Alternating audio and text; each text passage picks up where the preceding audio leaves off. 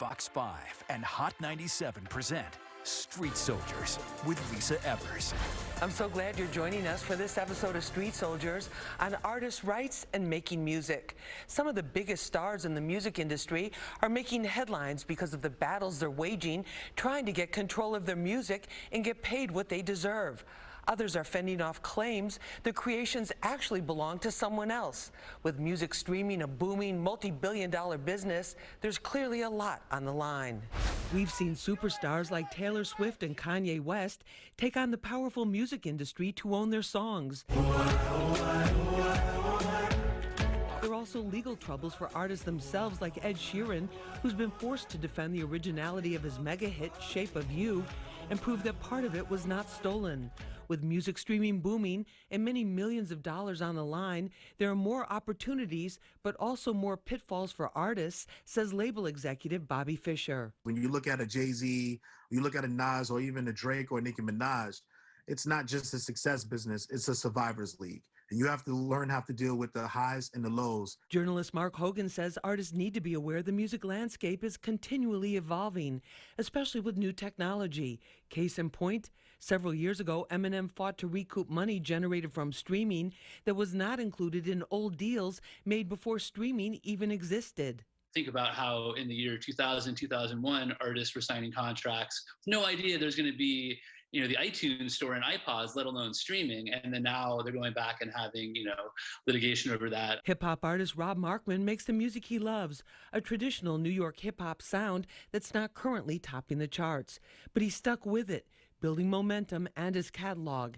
Now he has a dedicated fan base that's growing every month, and he's playing to sold-out shows, and he's making sure he's legally protected every step of the way. You got to be dedicated to this. It's extremely competitive, 20,000 plus songs every day on Spotify. What's going to make you stand out? Your consistency and your quality. So just don't give up. Many problems for famous artists happen in the early stages of their careers when they're anxious to get a deal no matter what and don't understand all the aspects involved, says attorney and NYU professor Matt Middleton. Never signing a document, an agreement or contract unless you had an experienced, competent professional explain it to you so that you have an understanding of what you're signing and what you're getting into. Let's dive into this fascinating topic with our panel of industry insiders. Joining me is Rob Markman. He's a hip-hop artist. His latest album, streaming on iTunes and Spotify, is called If You Don't, You'll Regret It. Rob, great to have you with us. Lisa, this is one of my favorite shows, so I'm always excited to be here with you. Thank you. Thank you so much. Always great to have you. Also joining us is Mark Hogan. He's a senior staff writer for Pitchfork. Mark, great to have you with us. Lisa, thank you so much. Really great to be here. Thank you for being with us. Also with us is Matt Middleton. He's an entertainment attorney. He has his own firm, Middleton Law, PC. He's also an adjunct professor at NYU. Matt, thank you so much for being with us. Lisa, thank you for having me. We go way back, and I'm glad to be back. I'm so glad to have you on this one here. We got the professor with us. Glad to be back. School us on all this. Also joining us is Bobby Fischer. He's vice president of A&R at Empire Records, one of the labels that's got some of the hottest new talent out there in hip hop and drill. Bobby, thank you so much for being with us. Thank you, Lisa, for having me again. Thank you. Rob, I want to start with you on this as the artist on the panel. When we're talking about artist rights, what are we really talking about? I mean, I think we're talking about the freedom to control what you create and to exploit what you create. I think what a lot of artists don't kind of realize in the beginning is that you're the sole controller of everything that you create, right? You start out the original owner, and as you progress in your career and do different deals, you start to assign these rights to different entities, a lot of times, to a label. And that's okay because a lot of these labels are necessary. A lot of these artists, you might need a label to get you to that next level. Nobody can do it alone, so you need to build out your team. The most important thing, though, is to recognize what it is that you actually own and what it is that you're actually giving away when you're signing these contracts. Well, I think that's the whole point. Matt, as an attorney and also as somebody who is teaching this to a lot of people, what Rob's mentioning, what is there to actually own? Because we hear these different terms, publishing, we hear the terms, the sound, the sample, all these different things. How many different, properties, or what do you call them? School us on that.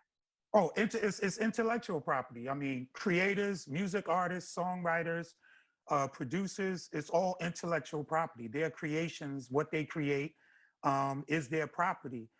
When you're talking about recording artists, those physical recordings that they go into the studio and record are their creations, and they own them based upon whatever the arrangements are. And if they are writing or recording original songs written by a composer or another songwriter, the composer or the songwriters, those lyrics, those melodies, those are their creations. Those are their intellectual property. So those rights that we're talking about, artist rights, it all depends on, you know, if we're talking about master recordings or if we're talking about actual songs and compositions. Bobby, as a label executive, when a new artist comes to you and they've got a song and you're like, wow, this is really great. This is something we can work with. We can develop this artist. What do you look for? How do you know that they're not using somebody else's beats or that they just jack the beats from somebody? I mean, how do you begin that whole process? I mean, in terms of that, it's so many different ways. I mean, obviously nowadays, especially in New York, you have a lot of artists that are sampling records that obviously they don't have the rights for, and they're using that for promotion to blow up. In terms of hopefully down the line that the label would take care of the you know, the sample clearance or the right clearances. But if they're developing something from original, you can kind of know the difference. I mean, obviously you can look at comments and stuff, and sometimes if somebody's sampling something, usually the fans or the people in the comments will let you know if it's being sampled or not. But it's so many different things nowadays. A lot of artists are self-contained. They have producers that they work with internally. So it's a lot of different ways that we can kind of determine if something's being sampled or not. Mark, why do you think you talk about this as music artist rights in their music as kind of this grand reckoning that we're going through? We've heard about artists back from the Motown era, African American artists who were cheated out of a lot of money that they were owed for these huge hits that you know, people, pretty much everybody knows across generations. But why do you think there's so much focus on this now? Just like in the mainstream, we're hearing about this with a lot of really famous artists. Why do you think this is happening? Well, I mean, there's a lot of money involved, first of all, and I think streaming has changed the game a bit. But yeah, I mean, it's true that, you know, the label, what was it? The Triple Quest said, no offense to anybody here, but, you know, record companies are shady. There's been a long history of, you know, going back to, as you said, Motown and all that. But then more recently, several years ago, there was the Blurred Lines case, a big copyright infringement lawsuit where, again, there's just a lot of money, and you can trace it all with streaming. You can see the exact numbers of who's listening to what. There also was litigation over Stairway to Heaven by Led Zeppelin a few years ago. And a couple of years ago, I talked to a bunch of kind of OG rappers from, like just the Sugar Hill days, and also some R&B artists from the 80s, and some, old school kind of reggae artists from way back when. And, they too had the kind of the same problem of just, they were young when they signed their deals. They maybe didn't know what they were worth, because, I mean, who does when you're just a kid and you just want to have your break, and then years later they're kind of looking to find what they feel is justice. But I know there's multiple sides on every deal, but yeah, it's been a long-standing problem. There's much more to come. Stay with us. Matt, in terms of an artist comes to you, they wrote their song, they recorded the song themselves. What are the things that you look at to try to break down who owns what, or what you need to do to protect them? Let's start from square one here. Oh, that's interesting. So we start from square one. I always try to gauge if the client has signed, or if the artist has signed any documents. You'd be surprised how many times artists, will come to you or come to your office and they say, hey, this is my song, this is my music, I put it out.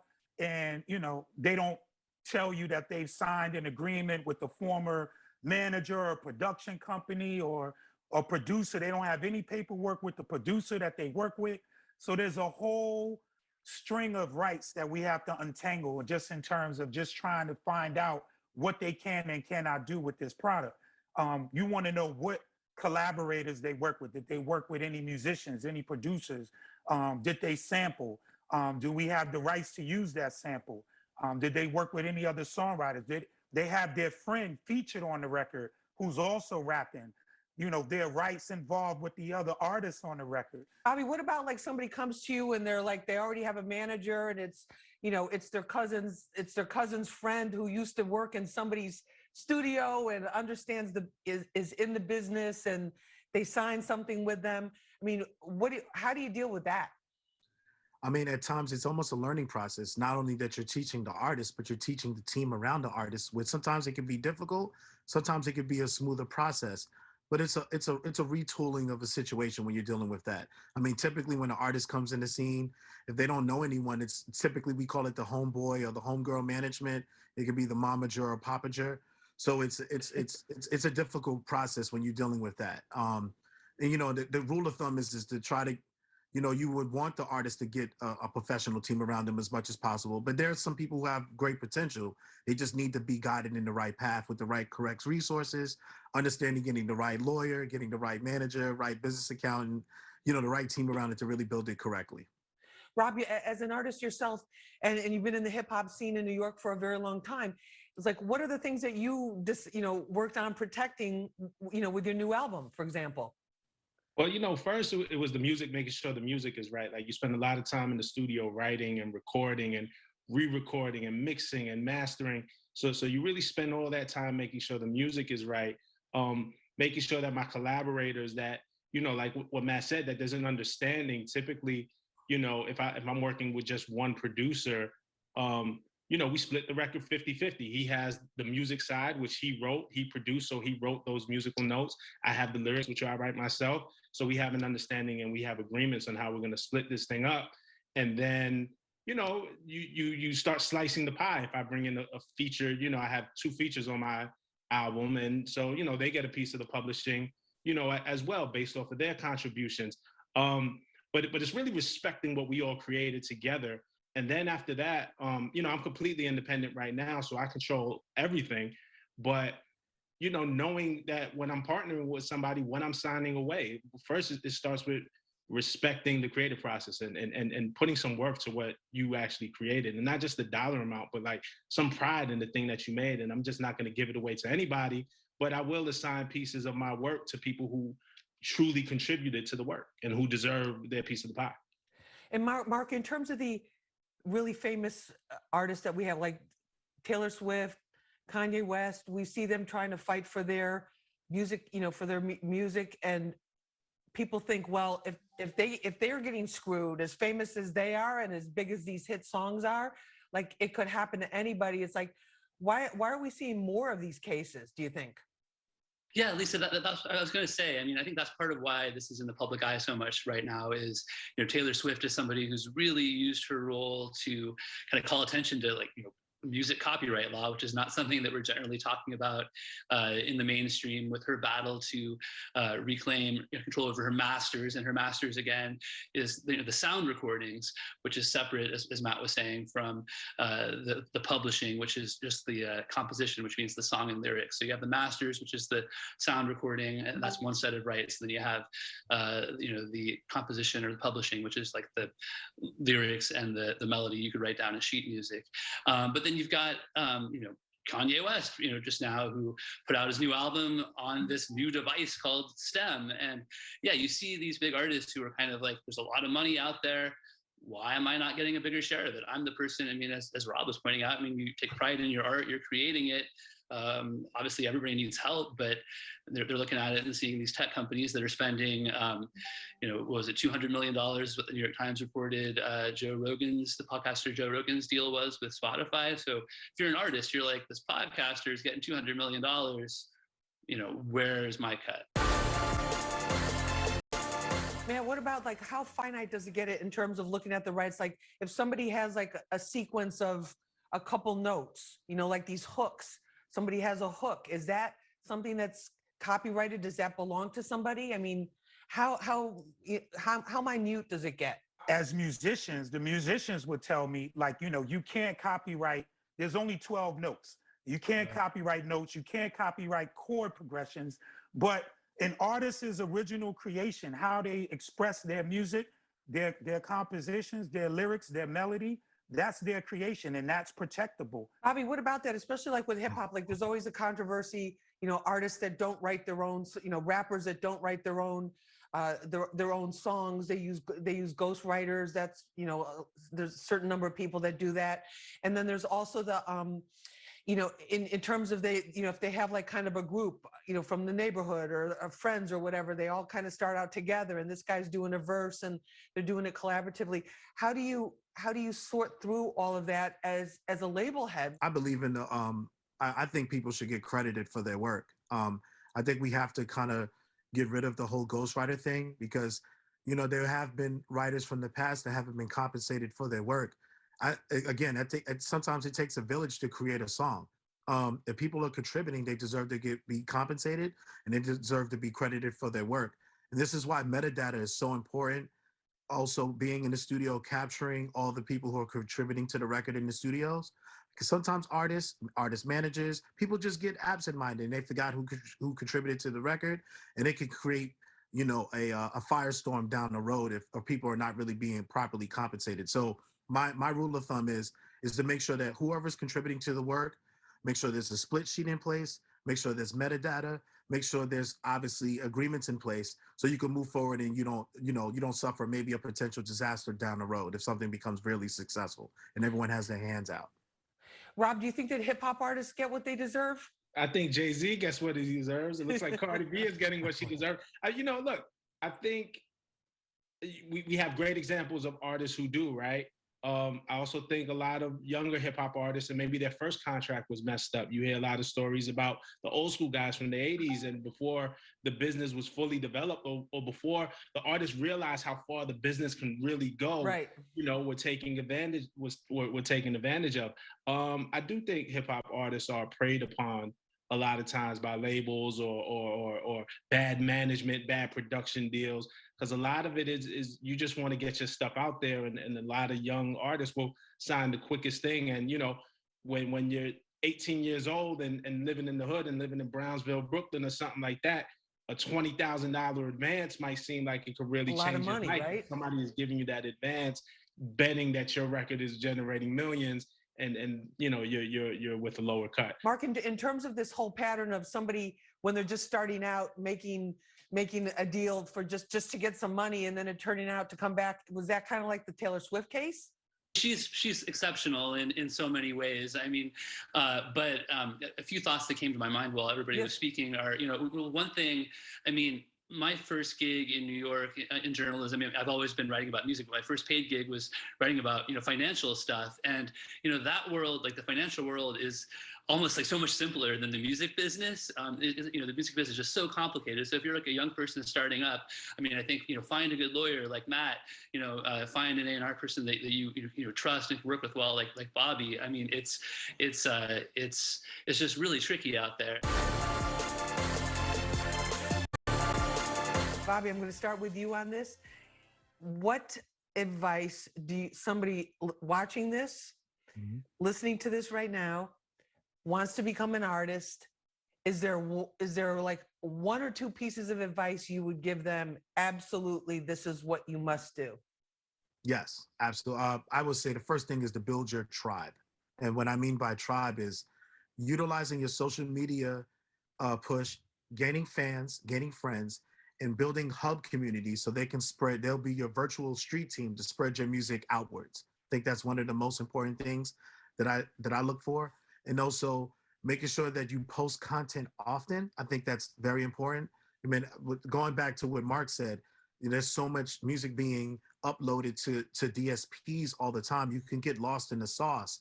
So I would say to your fan base, release often, because that can potentially, if one record sparks, it could potentially go back to a whole catalog of music that you released previously. Kind of like the Russ business model.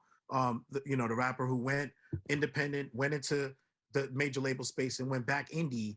He's built this big cult following where it moves by itself. So those are the advice that I would give to an aspiring artist. So you don't subscribe to this idea that some labels have, not yours obviously, but some of them, where they're releasing too much music. The artist is releasing too much music. You say in this day and age, you've got to volume is key. Quality and volume. I mean, if you're releasing garbage, then it is garbage. But if you're releasing quality music, like NBA YoungBoy, he released 20 albums in 5 years. Right. That's kudos to his creativity, to his hustle, but he hasn't lost a step, and he's top 3 in YouTube artists on YouTube. So That just goes to show you that consistency matters, but quality and consistency even matters even most. Thanks for joining us for this episode of Street Soldiers on Artists' Rights. You can watch it again and share it on our Fox 5 NY YouTube page. I'm Lisa Evers. Remember, use your mind, it's your best weapon. Let's push for peace, love, and justice for all.